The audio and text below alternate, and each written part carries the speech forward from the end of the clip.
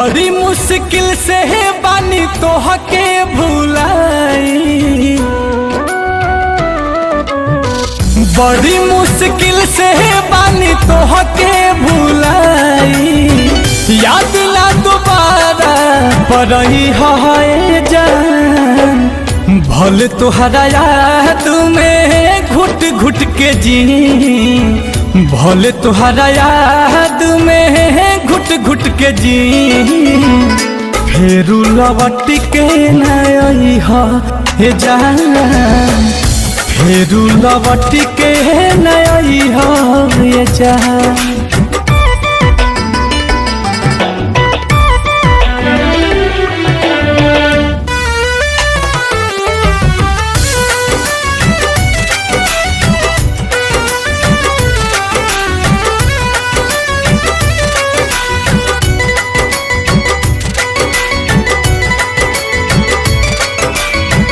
तोहरा खातिर तो खेलवाना बादिल हो, प्यार कोइल तोहरा ला बाटे मुश्किल हो।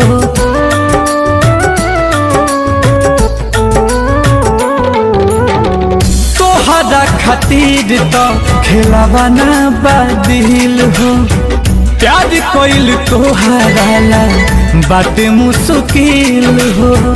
ढेर दिन बाद बाटे अखियाई सुखल, अब ना दोबारा रोवही है जान। भले तोहरा याद में घुट घुट के जी, फेरू लौट के नई हे जान, फेरू लौट के नई हे जान।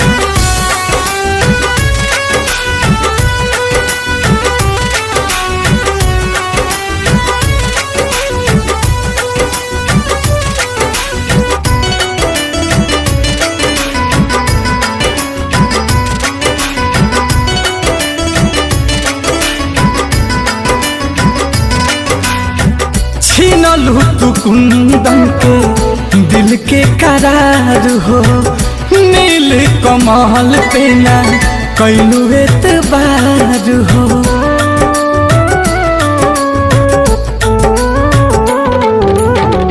छीनलू तू कुंदन के दिल के करार हो, नील कमल पे ना कैलू एतबार हो।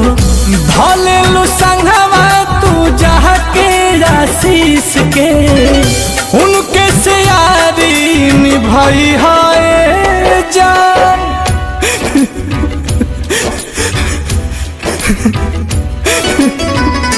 फेरू लौट के नई हे जान, फेरू लौट के नई हे जान।